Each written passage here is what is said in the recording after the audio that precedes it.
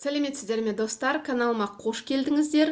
Бүгін біз бухгалтерлік баланс деген тақырыпты қарастырамыз.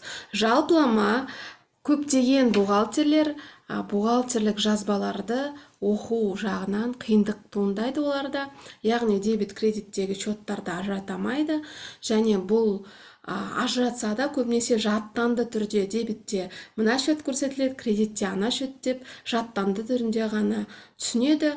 Ал егерде басқа бір тақырыпқа, басқа бір счетқа қатысты сұрақ қойылса, оған нақты бір жауап алуға қиындық туындайды. Сондықтан бухгалтерлік баланс деген тақырыпты бірінші түсіндіруді жөнді көріп тұрмын. Себебі бухгалтерлік жазбаларды оқи білу үшін, айналым сальдолық ведомості түсіну үшін ең бастысы бухгалтерлік баланс дегенді түсіне білу керек.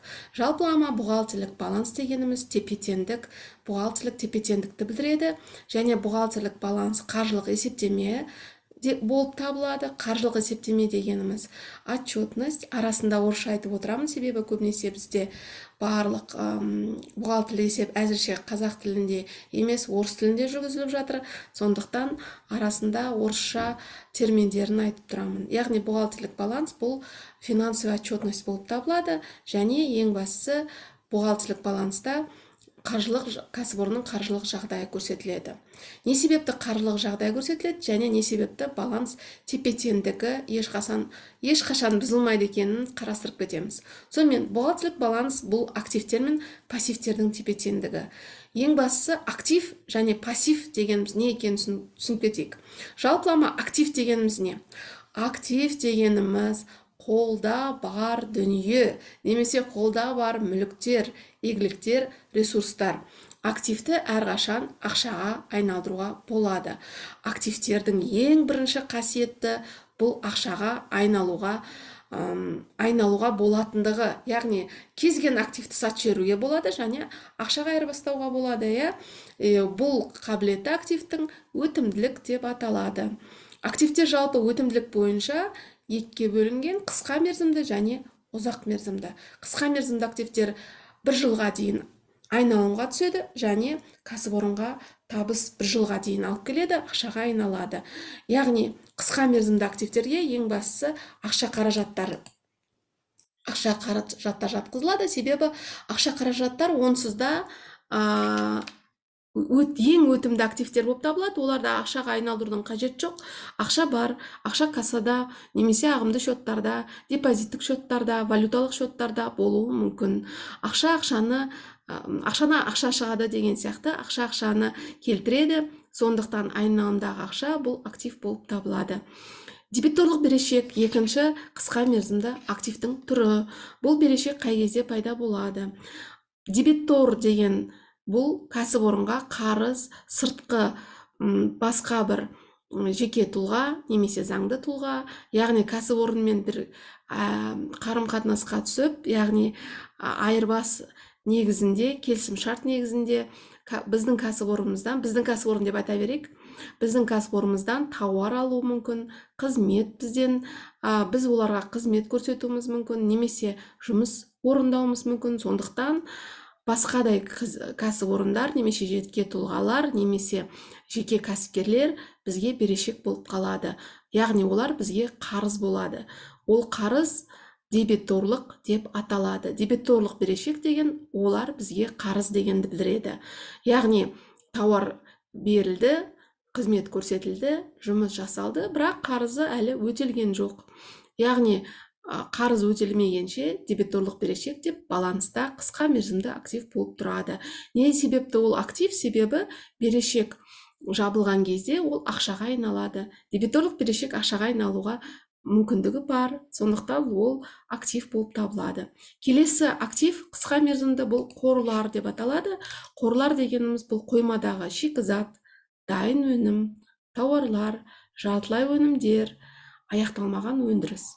Жалпылама қорлар кезген уақытта оларды сатуға болады, және ақшаға айырбастауға болады.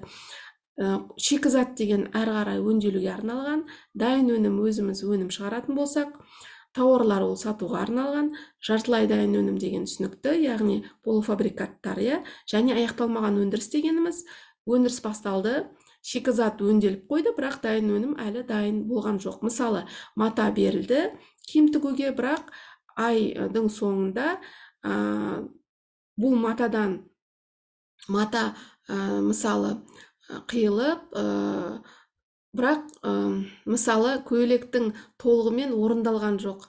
Кейбір мүмкін бөлшектері толығымен тігілмеген шығар, мүмкін жеңі жоқ шығар, немесе басқа бір түймелер тігілмеген шығар. Оны дайын өнім деп те айта алмаймыз, және шикізат деп те айта алмаймыз. Яғни бұл аяқталмаған өндіріс болып табылады. Аяқталмаған өндіріс келесі кезеңде жалғасады. Не себепті оны аяқталмаған өндіріс деп көрсетеміз? Себебі айдың соңында есебін жабып, есебімізде көрсетуіміз тиіс. Және келесі қысқа мерзімді активтер бұл өзге де қысқа мерзімді активтер. Өзге де қысқа мерзімді активтерге ең жиі кездесетінді қарастырайық, берілген аванстар жатады. Берілген аванс деген алдын ала төлем. Алдын ала төлемді біз жеткізушілерге, яғни поставщиктерге алдын ала төлем жасаймыз. Не үшін жасаймыз? Жеткізушілерге белгілі бір жаңағы алдын ала төлем пайыз мөлшерінде жартысын немесе толығымен алдын ала төлем болуы мүмкін. Жеткізушімен келісім шартқа отырамыз, және жеткізушіден тауар немесе қызмет немесе жұмыс орындауды талап етеміз. Бірақ жұмыс орындаудың алдында жеткізуші бізден аванс сұрайды, яғни алдын ала ақшаны төле деп талап етеді. Және бұл берілген ақшамыз аванс деп аталады, және аванстың орнына бізге осы келісім шарт негізінде тауар келіп түсу керек, қызмет орындалу керек, немесе жұмыс атқарылу керек. Яғни актив ретінде бізге қайтып келу керек, немесе бізге жеткізуші шарттарын орындамаса, ақшасын қайтару керек. Сондықтан берілген аванстар актив болып табылады. 1 жылға дейін берілген аванстар. Сонымен 1 жылға дейінгі активтер бұл айналымға 1 жылдың аралығында түседі, және ақшаға 1 жылға дейін айналады. Жалпылама кезек-кезегімен өтімділігі бойынша көрсетілген. Ең өтімді ақша қаражаттар, одан кейін ақшаға айырбасталуы баяулау, яғни ақшаға айырбасталу 2-ші орында, бұл дебиторлық берешек. Қорлар 3-ші орында, және өзге қысқа мерзімді активтер 4-ші орында болып табылады. Енді ұзақ мерзімді активтерді қарастыратын болсақ, бұл 1 жылдан астам айналымда болатын, сатуға арналмаған, жалпылама пайдаланатын және кәсіпорынға экономикалық тиімділік түсіретін, пайда түсіретін ұзақ мерзімді активтер. Бұны басқаша қалай айтуға болады? Жалпылама түрлері көп, біз негізгісін ғана қарастырып кетейік. Негізгі құралдар және материалдық емес активтер деп қарастырайық. Негізгі құралдар дегеніміз бұл құрал жабдықтар, ғимарат, үй, көлік, мүлік, яғни негізгі құралдар ең алдымен оны заттай формасы, нысаны бар. Яғни көлік неден тұрады? Көлікті ұстап көруге болады, көлік жалпылама бар, көлікті де ақшаға айналдыруға болады, сатып жіберуге болады. Құрал жабдықты сатып жіберуге болады, ғимаратты сатуға болады. Ең бастысы баланста дегеніміз бұл кәсіпорынға тиісті, кәсіпорынның атынан сатып алынған. Негізгі құралдар жалпылама пайдаланады, олар уақыт өткен сайын тозуады, тозу құны да есептеледі, бірақ бұл жерде біз негізгі құралдарды ұзақ мерзімді актив деп танимыз. Яғни кез келген жаңа айтып кеттік. Құрал жабдық болсын, жері болсын, үй болсын, мүлік болсын, оның заты бар. Яғни оны біз барып көре аламыз, қолмен ұстап көре аламыз, және кезген уақытта оларды да жалпылама сатуға мүмкіндігіміз бар, ақшаға айналдыра аламыз. Бірақ егер де біз оны сатып жіберсек, олар ұзақ мерзімді актив болып табылмайды, олар ақшаға айналып кетеді. Сондықтан қысқа мерзімді активтерге бірінші өтеді, содан кейін ақшаға айналады. Ал ұзақ мерзімді актив дегеніміз ұзақ бізге қызмет көрсетеді, және ұзақ пайдаланамыз дегеніміз сөз.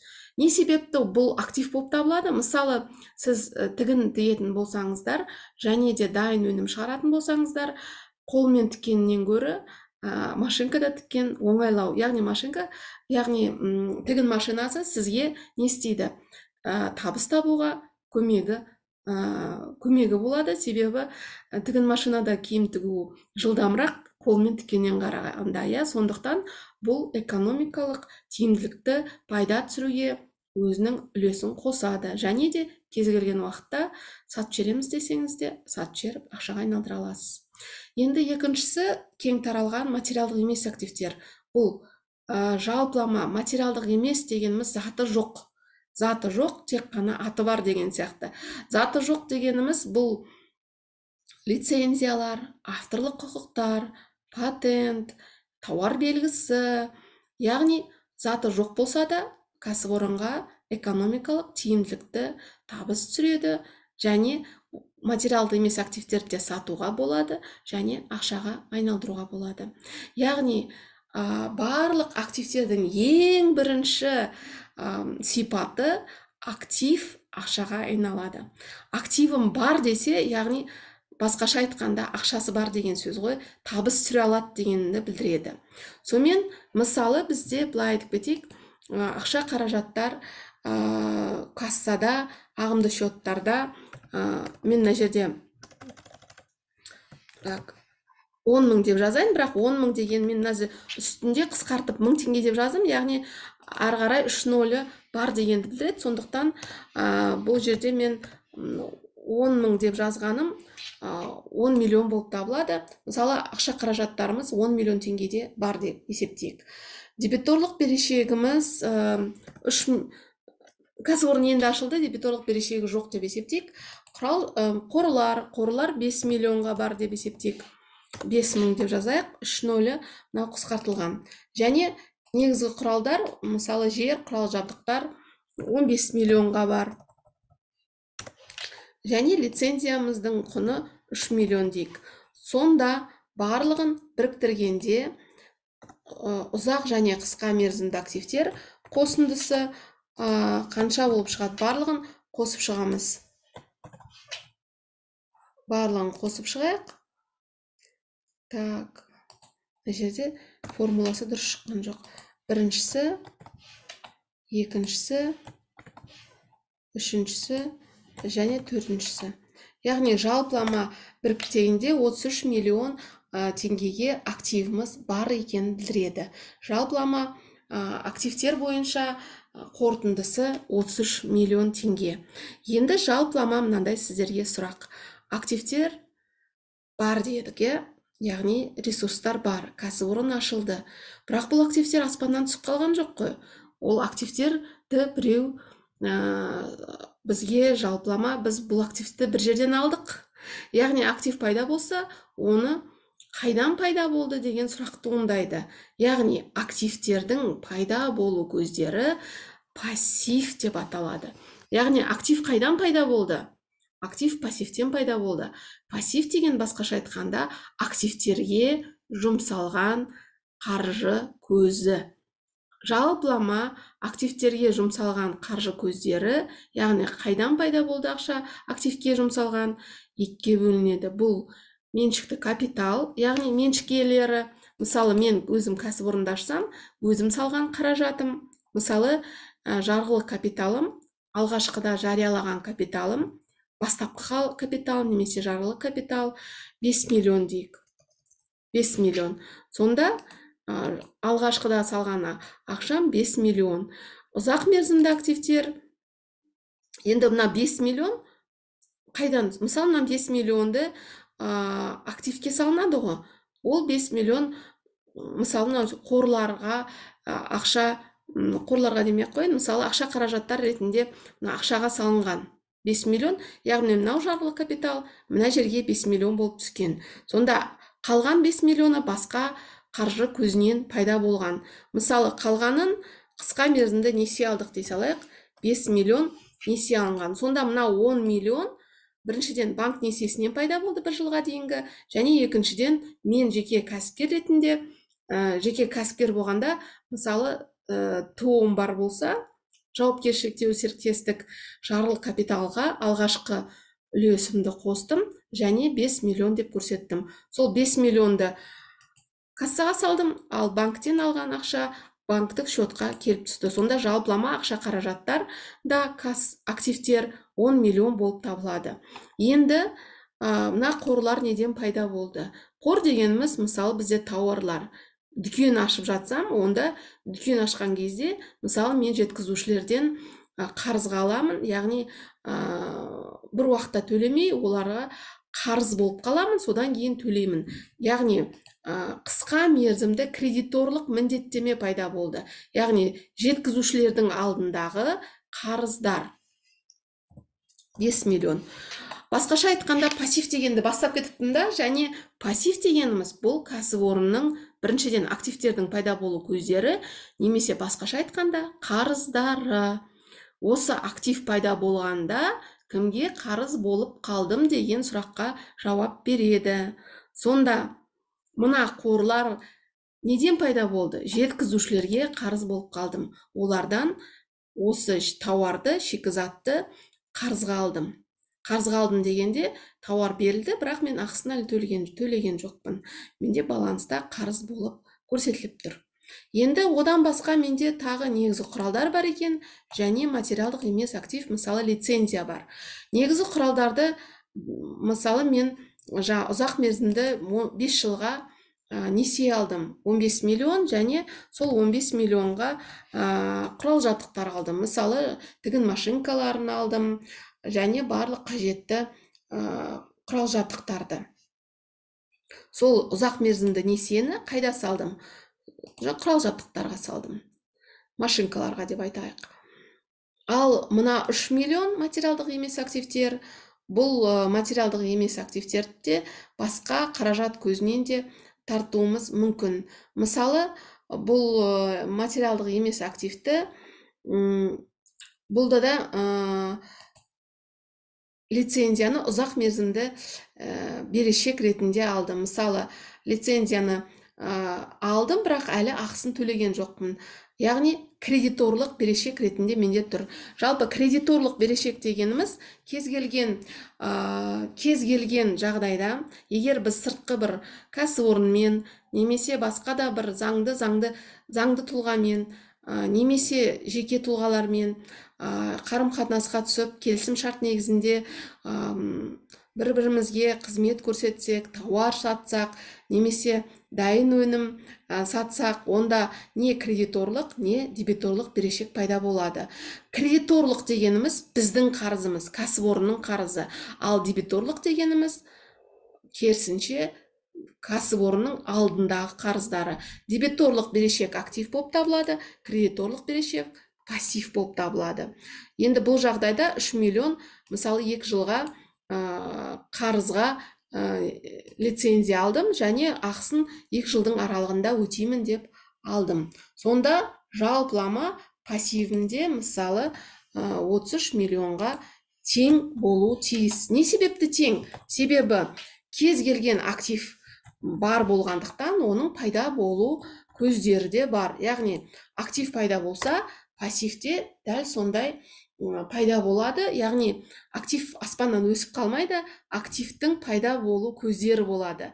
Кез келген актив пайда болғанда, не оны өз қаражатынан шығарып активті сатып аламын, немесе біреуге қарыз болып қаламын.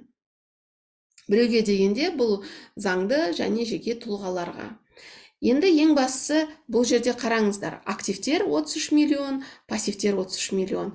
Яғни актив, пассив ол бір дүниенің, бір нәрсенің екі жағы деп айтуға болады ғой. Актив пайда болса, активті қай жерден алдым, активтерге ақшаны қайықтан салдым деген сұрақ туындайды, және пассив пайда болады. Пассивтің негізгі ерекшелігі, пассивтердің бәрін қайтару керек. Пассивтер қысқа мерзімді пассивтерді, қысқа мерзімді міндеттемелерді, яғни қарыздарды 1 жылға дейін өтеу керек. Ұзақ мерзімді міндеттемелерді 1 жылдан астам уақытта қайтару керек. Ал капитал деген бұл меншік иелері салған қаражаттары, оның уақыты нақты белгіленбесе де, бірақ меншік иесі өзі салған ақшасын өзіне де қайтару керек. Себебі бұл қаражат не үшін салынды? Табыс табу арқылы, табыс табу үшін салынды. Бірақ капитал таза пайда арқылы қайтарылады.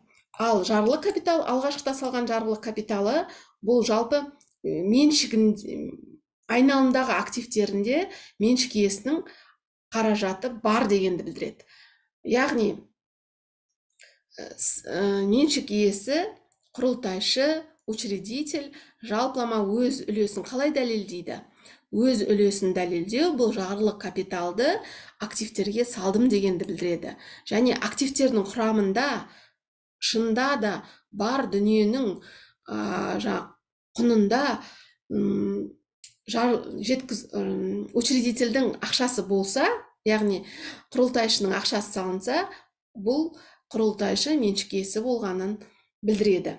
Яғни мысалы, менің қаражатым болса 5 миллион, және айналымда 5 миллион мен салған ақша болса, немесе кезген басқа да актив болса, мен меншік иесі екенін білдіреді. Егер мен өз үлесімді басқа біреуге сатып жіберіп, басқа біреу осы 5 миллион үлесімді сатып алып, меншік иесі болуы мүмкін. Ол кезде мен меншік иесі болып табылмаймын. Яғни жарғылық капиталдың қайтару мерзімі бұл немесе сатылған кезде, немесе кәсіпорын, немесе жабылған кезде, банкротқа ұшырайтын болса, толығымен барлық қарыздар өтелгеннен кейін қалған қаражаты қайтарылады. Яғни жарғылық капитал үнемі айналымда жүреді активтердің құрамында.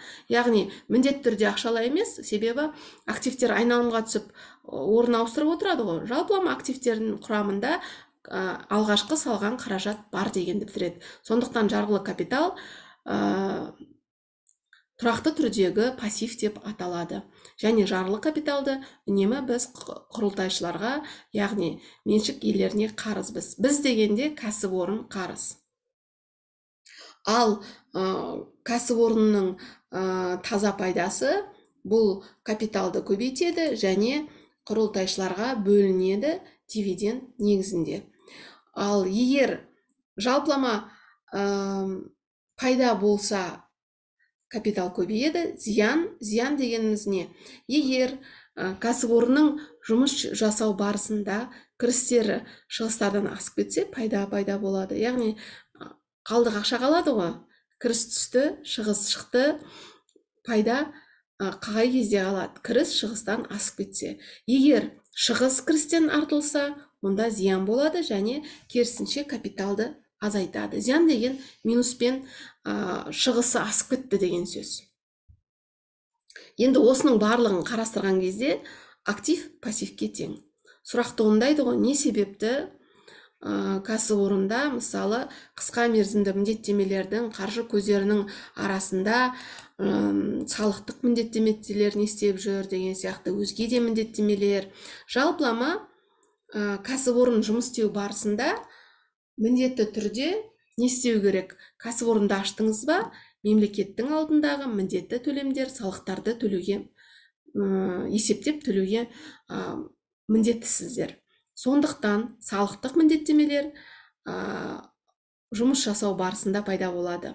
Яғни барлық тапқан ақша қаражаттарынан, активтер құрамынан міндетті түрде салыққа бөлінеді. Яғни салықтық міндеттер, сіз қаласаңыз да, қаламасаңыз да салықтық міндеттер пайда болады. Ал кредиторлық берешек кәсіпорынның басқа кәсіпорындарға, басқа жеке тұлғаларға, заңды тұлғаларға қарызы не себепті пайда болады? Бұл қарызсыз жұмыс істеуге бола ма, болмай ма? Жалпылама сіз мысалы кәсіпорында аштыңыз және ашқан кезде міндетті түрде мысалы электр жарық пайдаланасыз.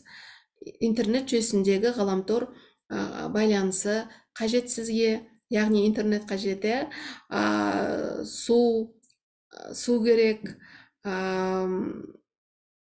отопление, яғни жылыту жүйесі, оның барлығын кімдер сіздерге, кімдер бұл қызметтерді жеткізеді?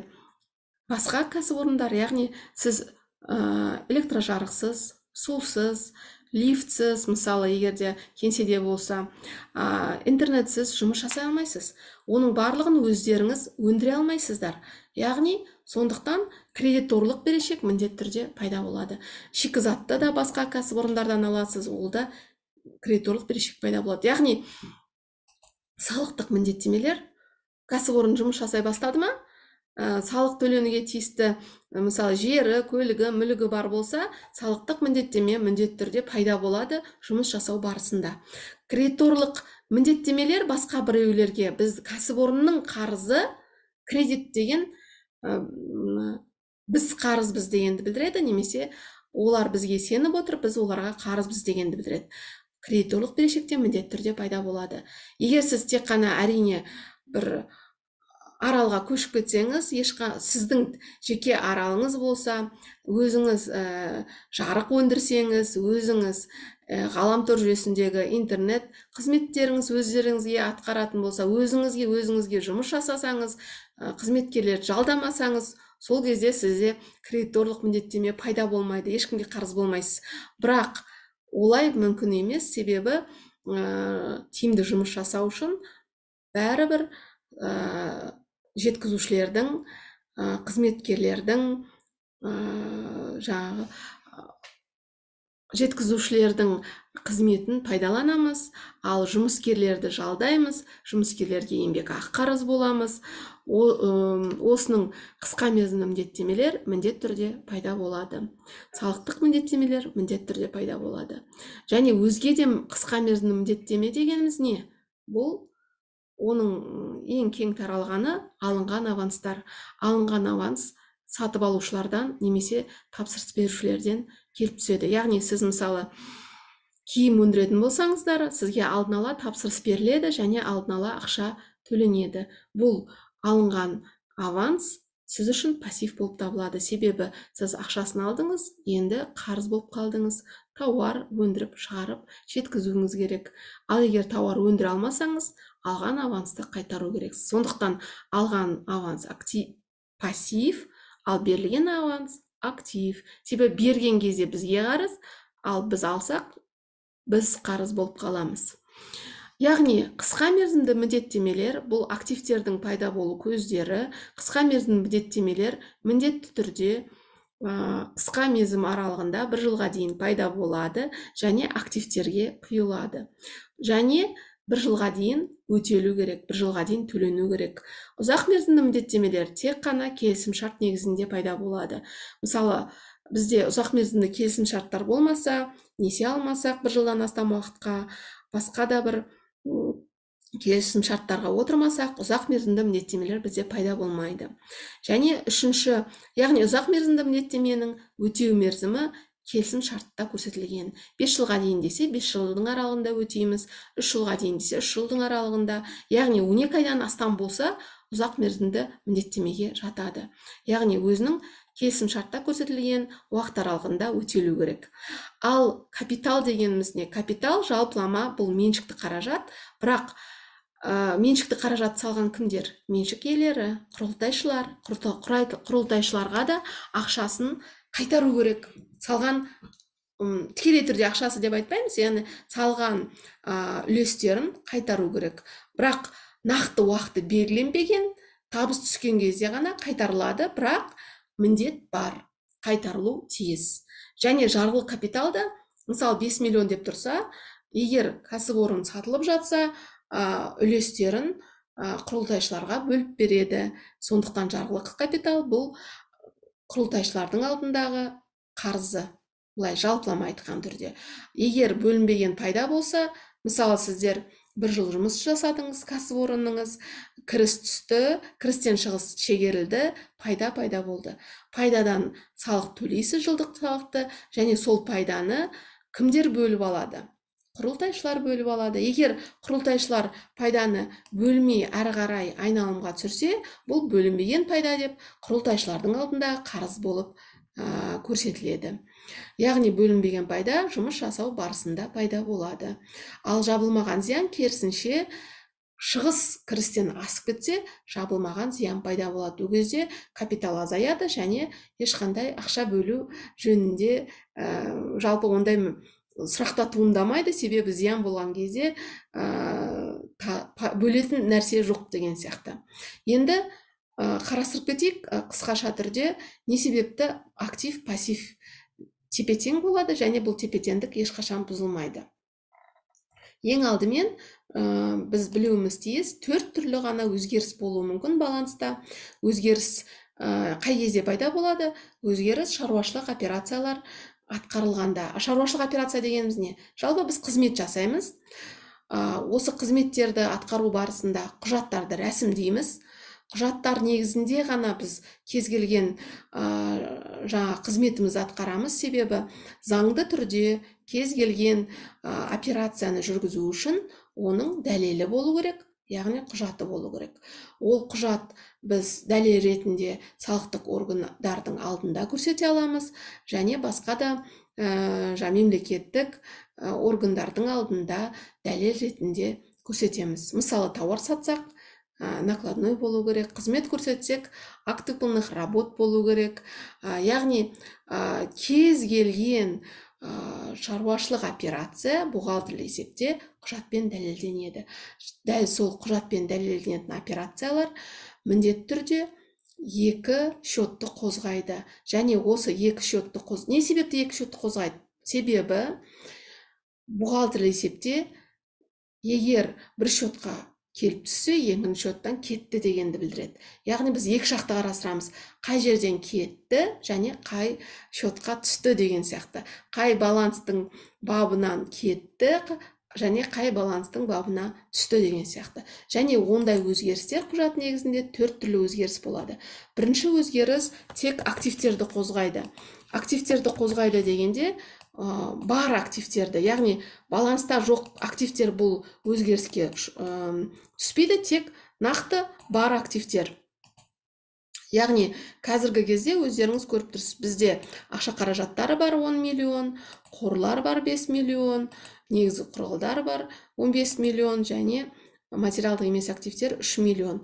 Жалпылама бұл жерде енді құрамында ақша қаражаттары, касса, ағымды шот деп бөлінбеген, жалпылама ақша қаражаттар өзара тағы бөлуге болады. Бұл қай жерде орналасқан, кассада, ағымды шотта.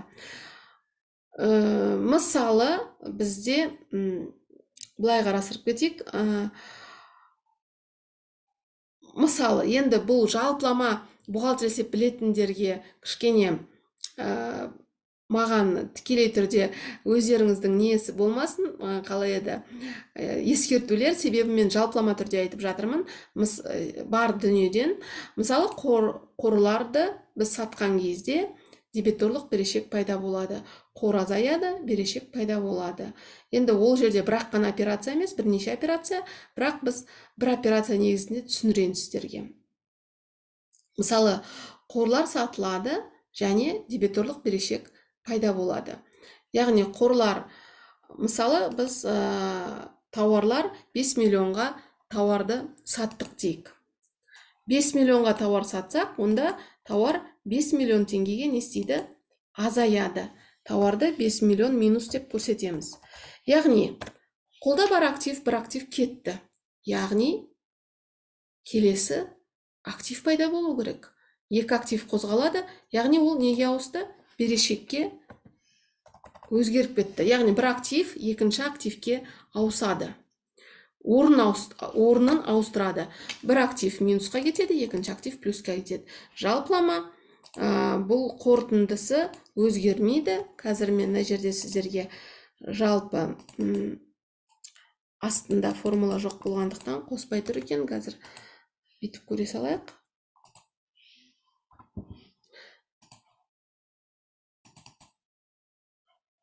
Қосындысын пайдаланайын. Қосынды дедім, және қосындысын жоғары қарай көтерейін. Бір дегенді алып тастаймын. Қараңыздар, жалпылама қорлар кетті, 5 миллион азайды, бір шот, активті шот азайды, екінші активті шот көбейді. Яғни, егер шаруашылық операцияда екі актив өзгерсе, бір актив азайып, екінші актив көбейеді. Яғни, жай ғана орнын ауыстырады. Бір жерден кеткен дүние екінші жерге келіп түседі деген сөз. Жалпылама баланс өзгермейді, және тек осы активтердің құрамындағы бар активтер ғана өзгеріске ұшырайды. Жоқ активтер өзгеріске ұшырамайды. Яғни, бар бір актив келесі басқа активке айналады. Яғни, қор минусқа түсіп дебиторлық берешек пайда болады. Енді жалпылама тағы бір мысалы дебиторлық берешек деген ол сатып алушылардың қарыздары. Сатып алушы өзінің қарызын өтеді, төлеген кезде кассаға төледі, мысалы немесе ағымды счетқа 5 миллион. Сонда дебиторлық берешек не істейді? 5 миллионға азаяды, және керісінше ақша 5 миллионға көбейеді. Сонда бұл жерде де бір актив орнын келесі активке айналдырады. Сонда бір актив азайып, келесі активқа айналады жай ғана. Яғни мынау актив минус азайып, келесі актив көбейеді. Бұл жерде дебиторлық берешек азайды, ал ақша қаражаттарға айналып кетті. Жалпылама тепе-теңдік те бұзылмады. Бір актив келесі активке орнын ауыстырды. Бұл бар активтер өзара орнын ауыстырады. Үйде бір бөлмеден екінші бөлмеге жиһазды ауыстырғандай. Яғни бұл бірінші өзгеріс құжат негізінде жүргізіледі. Енді екінші өзгеріс пассив аралығыдарында жүреді. Егер екі пассив болса, бұл жалпылама бар пассивтер, яғни бар қарыздар.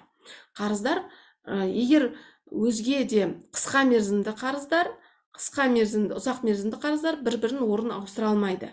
Біз айта алмаймыз, екі көршіге біз қарыз болсақ, өзара есептей салыңыздар, бір-бірінің қарызын жаба салыңыздар деп айта алмаймыз. Мысалы, біз бір банкке қысқа мерзімді несие қарызбыз, және екінші банкке ұзақ мерзімді несие қарызбыз. Өзара келісе салыңыздар деп айта алмаймыз. Себебі оған біз қарызбыз. Арасында олар бізге қарызы жоқ. Тек ол кезде қысқа мерзімді мінеттемелердің арасында өзгеріс болуы мүмкін. Оларды қарастыра аламыз. Мысалы, немесе капитал негізінде қарастыра салайын. Мысалы, жарғылық капиталды азайтып, мысалы, жарғылық капитал бізге 5 миллион болуы міндетті емес деп есептейік. Себебі, мысалы, Қазақстанда жауапкершілігі шектеулі серіктестіктерде үлес жарғылық капитал 100 есептік айлық көрсеткіш болу керек, ең көбі, ең азы. Яғни биылға есептік айлық көрсеткіш 3450 теңге, 100-ге көбейткенде 345 мың теңге болса жарамды, сол жеткілікті, ең азы. Сонда жарғылық капиталды мысалы азайтып, жай ғана азайтып емес, яғни жарғыға өзгерістер енгізіп, резервтік капиталға бір үлесін жіберейік деп шешім қабылдайық. Жалпылама бұндай өзгеріс болмайды, бірақ біз осындай бір мысалды келтірейік. Бұл себебі осыған қолайлы мысал болып тұр.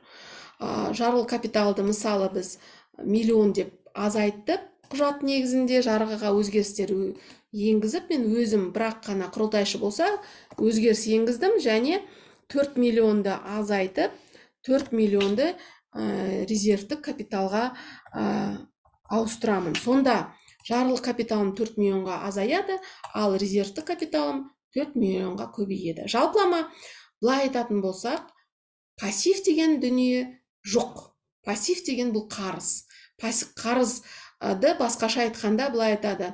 Актив деген бұл тірі нәрселер, тірі дегеніміз оны активті ақшаға айналдыруға болады. Пассив деген бір өлі нәрсе деп айтуға болады. Бұл пассивті еш нәрсеге айналдыруға болмайды. Пассив ол жай ғана қарыздар. Бұл жерде тек қана екі қарыз орнын ауыстырды деген сөз ғой. Бұл екеуі де менің алдындағы, құрылтайшының алдындағы қарыз болғандықтан, жарғылық капитал деген ұзақ мерзімді активтегі тұратын қарыз емес па, оны азайттында резервтік, яғни кездейсоқ жағдайға резерв қор ретіндегі қарызымды көбейттім. Сонда мынау да қарыз меншік иесіне, мынау да қарыз меншік иесіне. Бұл қаражаттар нақты ақша емес, бұлар барлық айналымда жүр.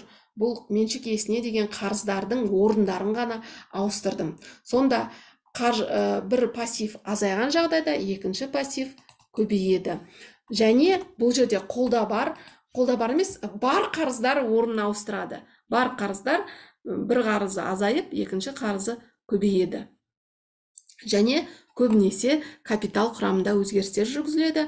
Себебі жаңағы екі түрлі қарыз бір-бірін жабылмайды. Екі түрлі өзгеге деген қарыздар.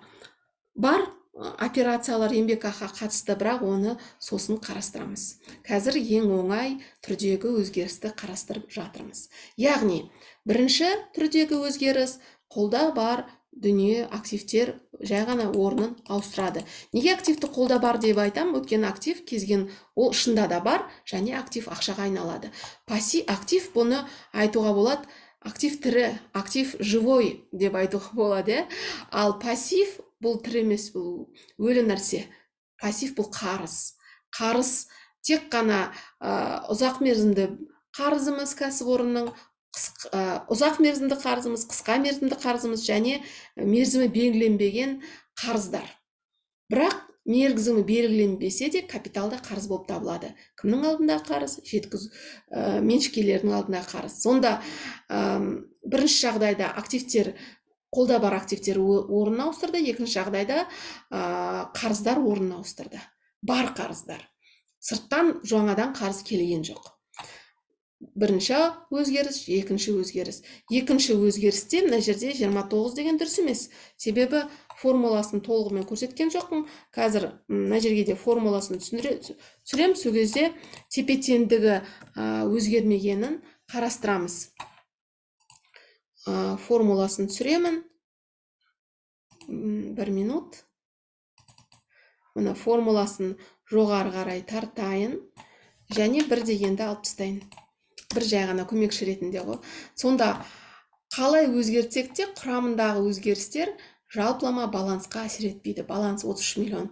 Қалай болды алғашқыда? Солай 33 миллион болып тұр. Тек қана құрамында актив бір-бірінің орнын ауыстырды, пассив өзінің өзара орнын ауыстырды.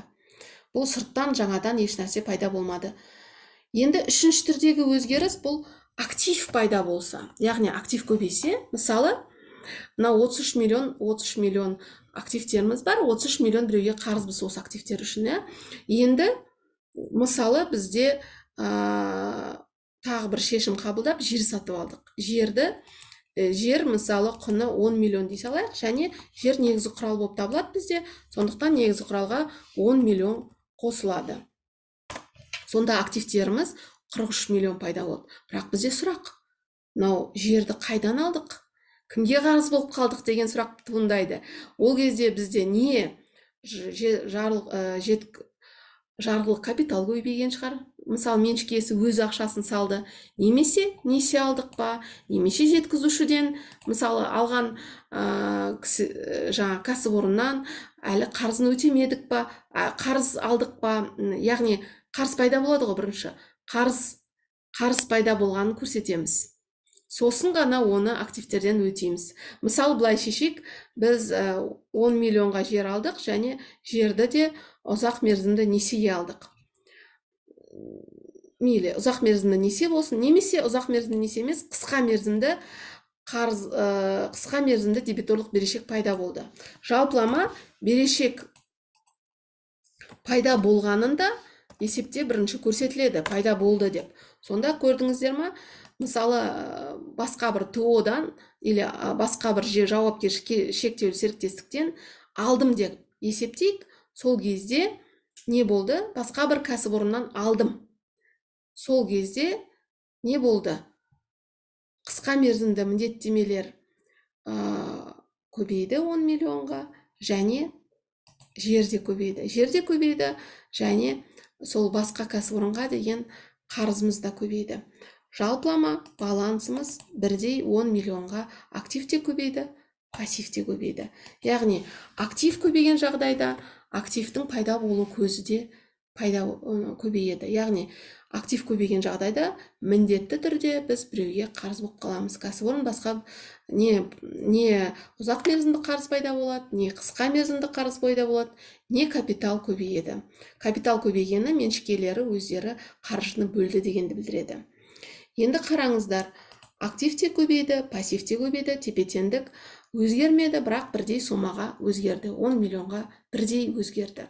Енді осы жерге төлемді жүргізу үшін ақша қаражаттарды төледік деп есептейік. Актив азайса, пассив те азаяды. Тепе-теңдік бұзылмайды. Жалпылама Қараңыздар, мысалы, жаңағы біз жеткізушілерден жерді алдық дедік қой.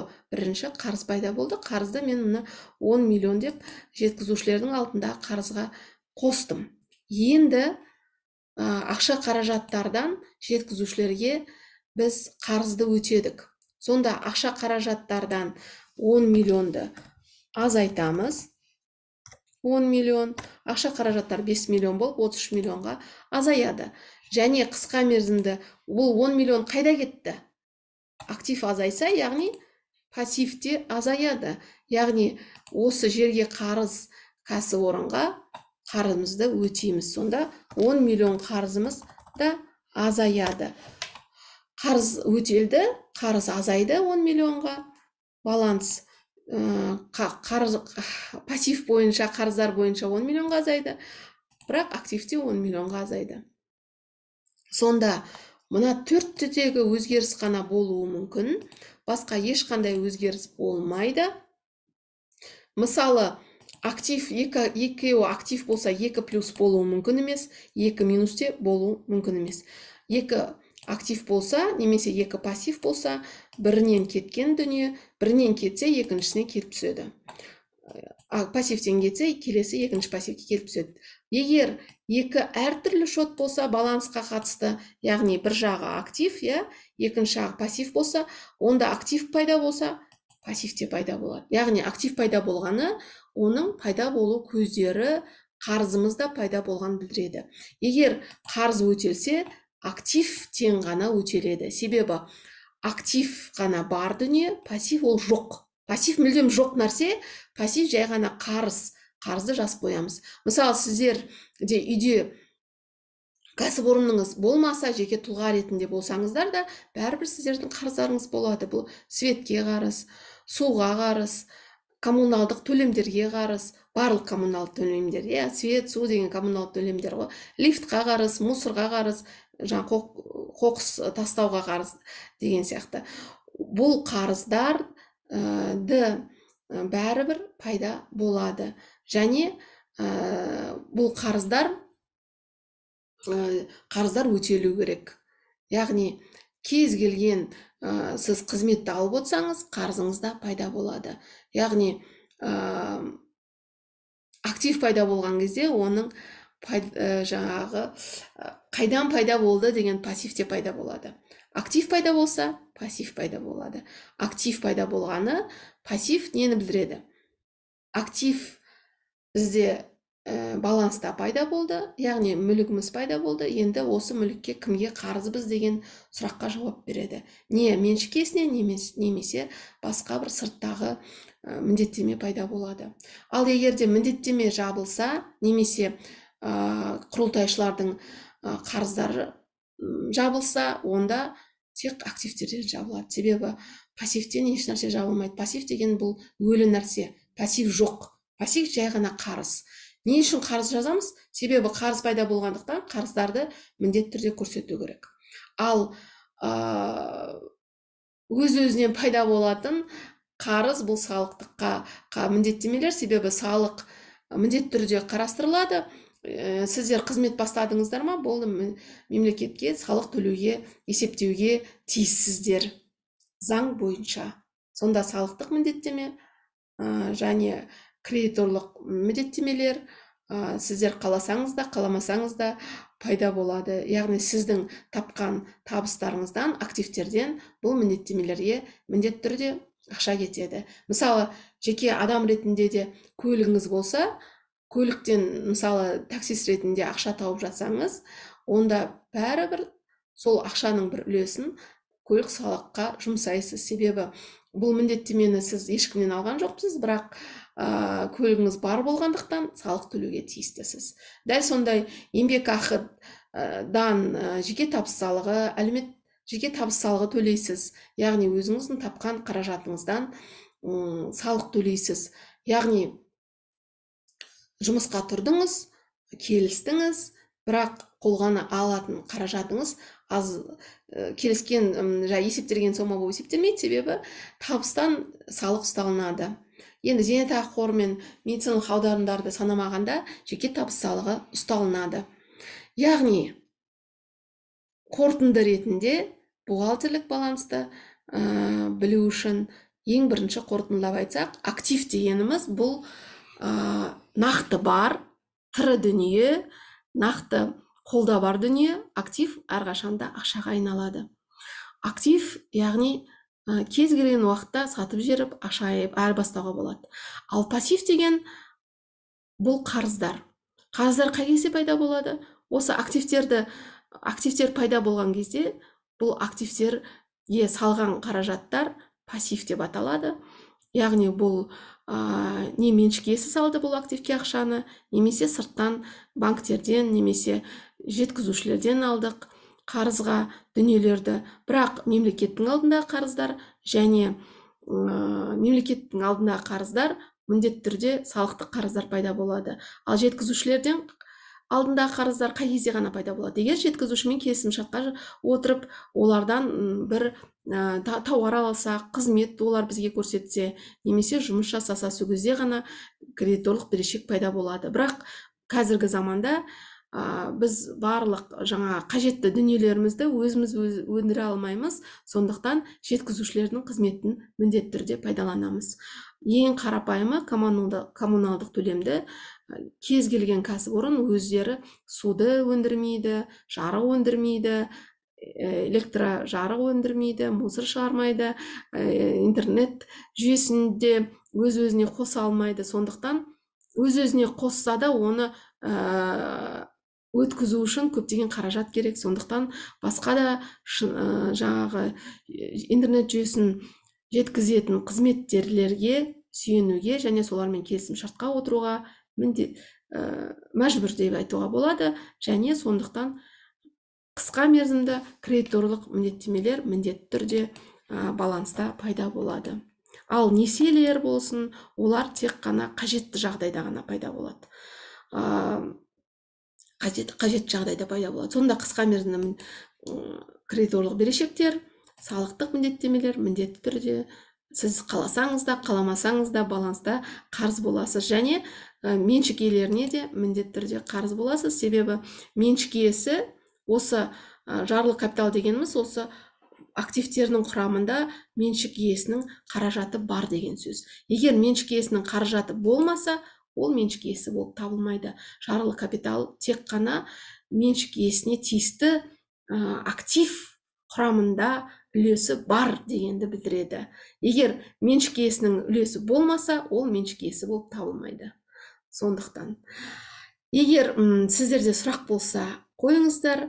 Бүгінге осы, келесі кездескенше қош сау болыңыздар.